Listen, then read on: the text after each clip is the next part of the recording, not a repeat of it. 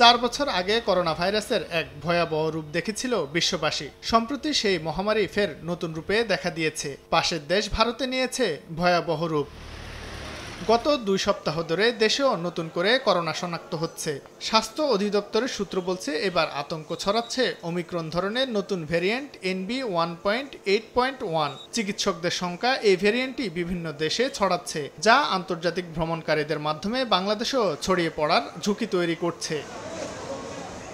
ভারতসহ পার্শ্ববর্তী কয়েকটি দেশে করোনা ভাইরাসের নতুন ভ্যারিয়েন্টের সংক্রমণ বেড়ে যাওয়ায় সতর্কতা জারি করেছে স্বাস্থ্য অধিদপ্তর। জরুরি প্রয়োজন ছাড়া ভারত ভ্রমণ না করারও নির্দেশনা দেওয়া হয়েছে। পাশাপাশি শাহজালাল আন্তর্জাতিক বিমানবন্দরে বিদেশ ফেরত যাত্রীদের করা হচ্ছে স্ক্যানিং।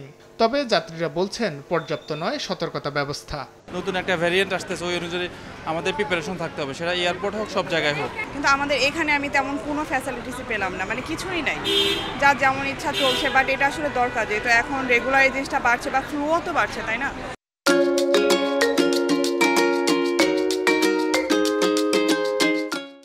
এখানে আমাদেরকে কেউ কিছু বলে না, আমরা জানি না। করোনা যেন আছে তা আমরা শিউ জানি না। বিমানে তো আমরা কেউ বলো না, আমরা জানি না সঠিক।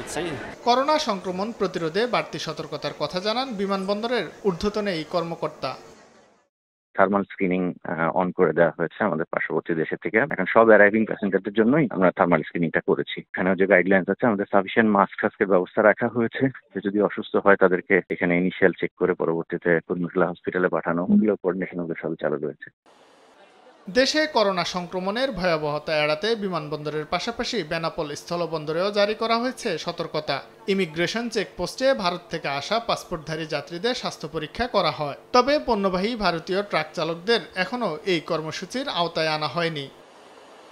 শাহিন আলম, সময় সংবাদ, ঢাকা।